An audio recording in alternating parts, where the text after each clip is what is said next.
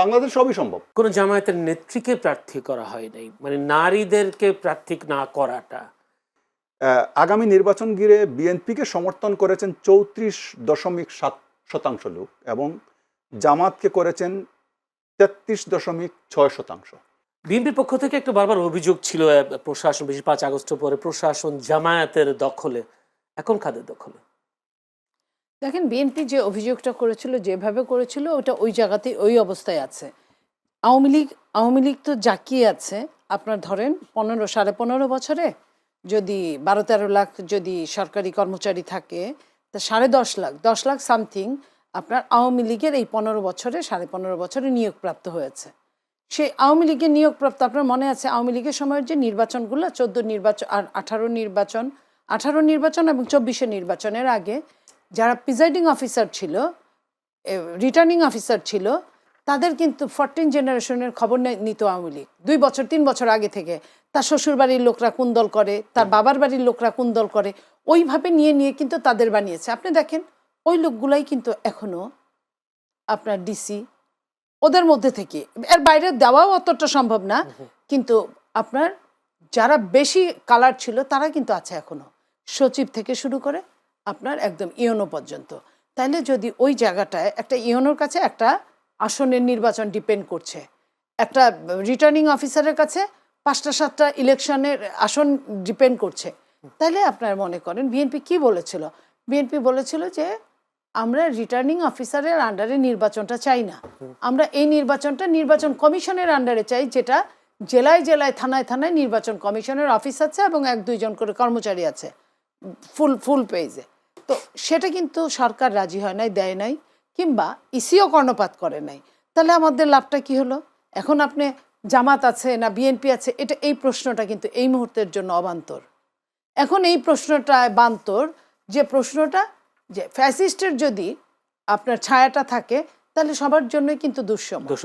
আমি বুঝতে পেরেছি, কথা পরিষ্কার। একটা প্রশ্ন, সেটি হচ্ছে বিএনপির বিরুদ্ধে একটা অভিযোগ বারবার, আবার কালকে টকশোতেও অনেকে করেছে, বিএনপি যে গণভোট হতে যাচ্ছে, গণভোটের কোন পক্ষে আসে, হাতে নাকি নাতে? বিএনপি কাউকে কিছুই বলে নাই। বিএনপি তো এমন একটা দল, বিএনপি তো নিজের দলের কাছে ধানের শীষেও ভোট চায় না। বিএনপির অনেক লোক যদি ধানের শীষে ভোট না দেয় বিএনপি কিছু করতে পারবে? ঠিক তেমনই আপনার হা না ভোটটাও মানুষের জনগণের স্বাধীনতার উপর বিএনপি হয়তো বা ছেড়ে দিয়েছে, কারণ এখনো যেহেতু পরিষ্কার হয় নাই। আমি এটাই মনে করি আরেকটা জায়গায় কোন জিনিসটা পরিষ্কার হয়নি, মানে ইয়েস নো কিছুই বলে নাই, বরং বিএনপির মহাসচিব বলেছেন আমরা তো নিষেধ করি নাই। তার মানে কি, নিষেধ যেহেতু করেন নাই, তার মৌনতা আছে তাদের। এখন আরেকটা যে জিনিসটা, যেটা নিয়ে আমি এর আগে বলেছিলাম, এখনো আমি ওটা তুলতে চাই, যে কথাটা, যে ভোটটা, এই ভোটের আগে আপনার নর্মাল নিয়ম অনুযায়ী আপনার এই গণভোটটাকে বৈধতা দিতে গেলে আরেকটা গণভোট দরকার, কারণ সংবিধানে নাই এটা। তো সংবিধানে বৈধতা পাওয়ার জন্য একটা গণভোট দরকার, আমরা তো তা করছি না। আমরা কিন্তু সবাই মিলে বিএনপিকে একরকম বাধ্য করছি যে এই গণভোটেই থাকতে হবে। আমি বলি এই জুলাই সনদ তো আপনার সংবিধানের কোথাও নাই, এটা তো তখন জুলাই ছিল না সংবিধান যখন হয়েছে। তো সেইখানে বিএনপি কি বলেছিল, যে সরকারে গেলে আমরা সবাই মিলে, যারাই সরকারে যাক, যারাই বিরোধী দলে থাকুক, আমরা সবাই মিলে এই বিলটা আমরা পাশ করবো, কারণ প্রত্যেকেরই কিন্তু এখানে জীবন মৃত্যুর একটা ব্যাপার আছে। কারণ একটা রাজনৈতিক দলকে আপনি কতদিন নেগেটিভ করে থাকবেন? একটা সময় না একটা সময় তার সে আসতেই পারে, আরেকটা সরকারের চেঞ্জের সময় আসতেই পারে। তো সেই জায়গায় কিন্তু বিএনপি বলেছিল, সেখানে কিছু কিছু দল সেটাকে কিন্তু মেনে নেয় না। আমি বলি যে যখন বিএনপির মেনে নেয় নাই, আপনি যদি আমাকে বিশ্বাস না করেন, আমি আপনাকে যে 100% বিশ্বাস করবো এটা কে বলেছে আপনাকে? আমার যদি মিনিমাম বুদ্ধি সত্তা থাকে, আমিও তো আপনাকে একটা মাঝামাঝি দাঁড় করাবো, যে হলেও হতে পারে, না হলেও না হতে পারে। তো বিএনপির তো এখানে কোনো বাধ্যবাধকতা নেই, এই বাধ্যবাধকতা নাই। আমি আবারও আলমগীর কালকে বলেছেন হাতে, তিনি বলেছেন, কিন্তু মির্জা ফখরুল ইসলাম আলমগীর এটাও বলে নাই যে আপনারা সবাই হাতে ভোট দেবেন, কিছুই বলে নাই। উনি কাকে ভোট দিলেন সেটা নিয়ে কিন্তু কথা না, ধানের শীষ মার্কাই আমরা, তো এটা তো আর বলার অপেক্ষা রাখে না। আপনি বলেছিলেন যে এটাও বলে নাই, এইটা এর মধ্যেও যদি কেউ না দেয় তাহলে তো আর বাধ্য করতে পারবে না। আমি সেটাই বলছি। জনাব আবুল কালাম, একটা প্রশ্ন বারবার আসছে, গণভোট যেহেতু হা নার বিষয় আছে, হাতে ভোট দিলে আসলে সংবিধান কি ঠিক হয়ে যাবে বা সংবিধানের কি পরিবর্তন আসতে পারে বলে মনে হয়? আপনাকে ধন্যবাদ। এখানে একটা বিষয় হচ্ছে যে হ্যাঁ এবং না। এখানে সংবিধানের চেয়ে গুরুত্বপূর্ণ বিষয়টা হচ্ছে যে জুলাই যে আন্দোলনটা হলো, সেই আন্দোলনটাকে যদি আপনি বৈধতা দিতে চান, এই আন্দোলনে যারা ছিলেন তাদেরকে যে আগামীতে আপনি পুরস্কৃত করতে চান, তাদেরকে রক্ষা করতে চান, জুলাই আন্দোলনকে রক্ষা করতে চান, সেক্ষেত্রে হ্যাঁ না ভোটটা অত্যন্ত জরুরি। যেমন ধরেন যে এইখানে যে রক্ষা করতে চাইলে হ্যাঁ না তো জরুরি না, কোন একটা জরুরি, হ্যাঁ নাকি না? না, অবশ্যই হ্যাঁ জরুরি। এখন কথা হচ্ছে যে এখানে আমি একটা বিষয় বলি, যখন জুলাই যে সনদটা যখন স্বাক্ষর হলো, সেই স্বাক্ষরে কিন্তু এখানে কিন্তু বিএনপির কিছু আপনার নোট অফ ডিসেন্ট এটা থাকতে পারে, এটা থাকতে পারে, কিন্তু তারপরে যে সরকার অধ্যাদেশ জারি করলো, সেই অধ্যাদেশের বিষয়ে কিন্তু বিএনপির অবস্থানটা পরিষ্কার ছিল না। এখন যেহেতু সামনে নির্বাচন চলে আসছে, আমার মনে হচ্ছে যে এই বিষয়টা বিএনপি যদি তাদের অবস্থান হানার পক্ষে যদি তারা, অর্থাৎ তারা কি চান, হা হলে হা, না হলে না, অবশ্যই তারা হা চাইবেন, এটাই তো প্রত্যাশা সবাই করে এবং আমরাও এটাও আমরা মনে করি।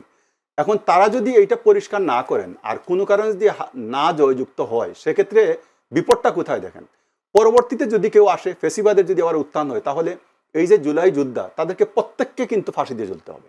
সুতরাং এই বিএনপি বাদ যাবে না, কেউ যাবে না বাদ। এইখান থেকে আপনি বিএনপি না, শুধু তো আপনি আমিও বাদ যাব না, অন্যরা তো বাদ যাবে না যারা আন্দোলন করেছে জুলাই অভ্যুত্থানের সময়। বরং বিএনপি আরো বেশি সেখানে ক্ষতিগ্রস্ত কেন হবে? দেশ জুড়ে বিএনপি যা করেছে, যতটুকুই করুক, তারা তাদের প্রতিপক্ষ আওয়ামী লীগ আছে, এই প্রতিপক্ষের ক্ষেত্রে জামাতের চেয়ে বিএনপির বিরুদ্ধে প্রতিপক্ষের অভিযোগটা বেশি।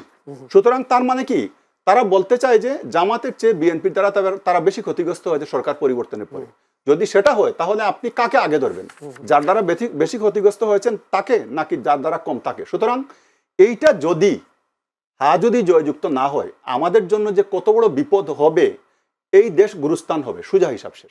ধন্যবাদ আপনাকে। আমি আবারও নীলুফার চৌধুরী মনির কাছে যেতে চাই। নীলুফার চৌধুরী মনি, আওয়ামী লীগের শেখ হাসিনার যে পতন, সেই পতনের অনেক অভিযোগের মধ্যে একটা অভিযোগ বলেছে, একটা দেশের মানুষকে একটা বিষয় পরিষ্কার হয়ে গেছে, অন্যান্য অনেক অভিযোগের পাশাপাশি তৃণমূলের নেতাকর্মীদের মূল্যায়ন না করায় আওয়ামী লীগের পতন হয়েছে, শেখ হাসিনাকে পালিয়ে যেতে হয়েছে। এখন বিএনপির চেয়ারম্যান, ভারপ্রাপ্ত তো নাই, এখন চেয়ারম্যান তারেক রহমান দেশে আসার পর আমরা দেখতে পাচ্ছি বিএনপিতে দলে দলে জনস্রোত, নেতা কর্মীতে ভরপুর, প্রচন্ড মানুষ বিএনপির পক্ষে কাজ করছেন, নেতাকর্মীরা কাজ করছেন। তৃণমূল নেতাকর্মীদের অনেকে আমরা দেখছি অবহেলা করতে। যদি আমি একটা এক্সাম্পল দেই, আপনি নিজেই বেগম খালেদা জিয়ার কবরে গিয়েছেন, আমি দেখেছি মহিলা দলের পক্ষ থেকে। সেখানে দেখেছি একজন মহিলা আপনাকে কোনোই মারতে দেখেছি আমি, কিন্তু সেই মহিলাকে আমরা গণমাধ্যমগুলো চিনি না, কিন্তু আপনাকে আমরা ভালো করেছি, যেহেতু আপনার মিডিয়াতে বেশ সরব ছিলেন। আপনি নিজের মুখে আমার এই টক শোতে বলেছেন, মইনুল হোসেন রোডের বাড়ি থেকে যখন বেগম খালেদা জিয়াকে বিতাড়িত করা হয়, উচ্ছেদ করা হয়, তখন আপনি বলেছেন মাত্র 100-200 মানুষ সেখানে গিয়েছিল। বেশি বলেছি, আরো কম ছিল, 200 বেশি হলে আর কথা, সাংবাদিক সহ 100-2 ছিল, সাংবাদিক সহ, তাহলে মানে বিএনপির লোকজন কম ছিল। রাতটুকু সারা রাতটা যে আমরা ছিলাম। রোডের বাসায় যখন বিএনপি নেত্রীকে উচ্ছেদ করার সময় এত লোকের সমাগম হয়নি, কিন্তু এখন বিএনপির সুসময়ে দুধের মাছি বেড়ে গেল কিনা? এটা আসলে আমরা যে রাজনীতিগুলো করি বাংলাদেশের প্রেক্ষাপটে, সত্যি কথা আমি বলছি, বিবেকের তাড়নায় আমরা আসলে এই দেশের রাজনীতিগুলো পেটি বর্জুয়া রাজনীতি হয়। যদি বর্জুয়া রাজনীতিও হতো, বর্জুয়া কিন্তু চুরি করে, ডাকাতি করে, কিন্তু সেটা কিন্তু দেশের মানুষকেই ব্যবহার করার সুযোগ দেয়। কোনো ফ্যাক্টরি, শিল্প কারখানা, তাতে হয় কি, একজন যারটা ডাকাতি করলো সে লুজার হয়, কিন্তু টাকাটা কিন্তু দেশেই ঘুরপাক খায়, যে কারণে দেশের কিন্তু ইকোনমিক্সটা ভালো থাকে। আর পেটিবর্জুয়া তো সেটা না করে বিদেশে পাচার করে। আমরা ওই জায়গাটার অবস্থানের মধ্যে থাকা মানুষ, বহু বছর যাবত এটাই হচ্ছে, যে যেভাবে আছে সে সেভাবেই মোটা তাজা হচ্ছে ব্যক্তিগতভাবে, দেশ কিন্তু মোটা তাজা হচ্ছে না। সেই জায়গায় আপনার মানুষজন এত বেশি এটা মনে করে যে রাজনীতিবিদ মানেই এখানে টাকার খেলা, টাকা আছে। যে রাজনীতিবিদ নমিনেশন পাচ্ছে না, সেও কিন্তু টাকা নাই বলে পাচ্ছে না। এটা আপনি চিন্তা করেন, এখানে অনেস্ট মানুষের কোনো অবস্থান পাচ্ছে না, টাকা নাই বলে পাচ্ছে না। আর যে টাকার জন্য না পাচ্ছে, সেও কিন্তু টাকার জন্য কিন্তু সে ভালো মানুষ থাকছে না, তাকে আরো টাকা চাই। কারণ সরকার যে বাধ্যবাধকতা দিয়ে দিয়েছে 15 লাখ বা 25 লাখ, এই টাকায় কিন্তু একটা এমপি 2 দিনও আমি যায় না। এইভাবে কি বলবো যে 5 আগস্টের অভ্যুত্থানের পরও রাজনীতিবিদরা পাল্টাই না? এক ফুটাও না। এই যে ক্ষমতার সঙ্গে কিছু মানুষের এই যে দুধের মাছিগুলো সব সময় যখন যে দল থাকে, আপনি বলছেন আওয়ামী লীগের সময় এই ঘটনা আওয়ামী লীগ মূল্যায়ন করতে পারে নাই বলেই, কিংবা বুঝে নাই বলে, গুপ্ত রাজনীতি কোনটা প্রকাশ্য রাজনীতি কোনটা বুঝে নাই বলে আওয়ামী লীগকে কিন্তু এক কাপড়ে চলে যেতে হয়েছে। ঠিক একই অবস্থা যদি এরপরে যারা আসবেন তারা যদি না বুঝেন, তাদেরও একই অবস্থায় পতিত হতে হবে। একে পরিত আমি বিএনপির ক্ষেত্রে এই কথাটাই বলবো, এবং জামাতকে আমি অন্যরকম একটা দল মনে করেছিলাম দলের ক্ষেত্রে, যে জামাত তার প্রতিদিনকার রিপোর্ট অনুযায়ী তার জাস্টিফাই হয়, প্রাতিষ্ঠানিকভাবে সদস্যদের। রাজনীতি করে। কিন্তু আমি যখন দেখলাম যে কিছু নমিনেশন না পাওয়া লোক, কিছু বহিষ্কৃত লোক যখন জামাতের মনোনয়ন পেয়ে গেলেন, জয়েন করে ফেললেন, এবং কেউ কেউ মনোনয়নও পেয়ে গেলেন, আমার কাছে এখন সব মেজর দুধভাত আক্তার মনে হয়। জামানের কথা বলছেন। আমার কাছে এখন সবকিছু দুধভাত মনে হয়, যে যাহা বাউন্ন তাহাই 53। ধন্যবাদ আপনাকে, আপনার কাছে আসবো আবারও। একটুখানি আবুল কালাম, আপনার কি মনে হয় আসলে যে জুলাই সনদের কথা বলা হচ্ছে, জামায়াতের অনেক নেতা প্রার্থী হয়েছেন কিন্তু কোন জামায়াতের নেত্রীকে প্রার্থী করা হয় নাই, মানে নারীদেরকে প্রার্থী না করাটা, কিন্তু যদিও আমরা ঐকমত্য কমিশনে একটা 5%-এর একটা বিষয় আছে, 5% মনোনয়ন দেওয়ার কথা আছে নারীদেরকে, কিন্তু জামাত সেটাও তো নিজেই তো মানছে না। এই বিষয়টা আসলে আমি যেহেতু রাজনৈতিক কর্মী না, আপনি সাংবাদিক হিসেবে যদি বিশ্লেষণ আমি করেন। এটা মানে এই মুহূর্তে তাদের দৃষ্টিভঙ্গি কি আমি বলতে পারছি না, বাট আমার যেটা মনে হচ্ছে যে এইটা আমি জানি না তাদের সংবিধানে এটা আছে কিনা, মানে গঠনতন্ত্রে এটা আছে কিনা যে তারা কাউকে দেবেন কিনা, কিন্তু আমার ধারণা যে এটা গঠনতন্ত্রে থাকতে পারে না। একটা গণতান্ত্রিক দল যদি হয়, দেশ পরিচালনার যোগ্যতা যদি তারা মনে করেন তাদের আছে, সেক্ষেত্রে তাদের গঠনতন্ত্রে এরকম থাকবে সেটা না। কিন্তু তারা কেন দেননি, আমার যেটা ধারণা সেটা হলো যে হয়তো তারা ভাবছেন যে যদি কোনো নারী প্রার্থী দেয় সেক্ষেত্রে তারা সমালোচিত হবেন। এই যে সামাজিকভাবে সমালোচনার ভয়ে হয়তো তার থেকে তারা একটু দূরে ছিলেন, এটা আমার যেটা ধারণা। সেক্ষেত্রে আমরা দেখলাম আর এনসিপির প্রার্থীদেরকে তো আবার দেখলাম, এনসিপির অনেক নারী নেত্রীকে তারা প্রার্থী করেছে। না, সেটা তারা প্রার্থী করেছেন, সেটা তাদের হয়তো শরিক দল হিসাবে, কিন্তু তাদের দলের না, শরিক দল। অর্থাৎ আপনি আমার সাথে শরিক, আপনার দল থেকে দেওয়া হয়েছে, আমার দল থেকে না। সেখানে তাদের জবাবটা আছে, তাদের বের হওয়ার, যদি কেউ মন্তব্য করেন তাহলে তাদের বের হওয়ার সুযোগটা তারা রেখেছেন।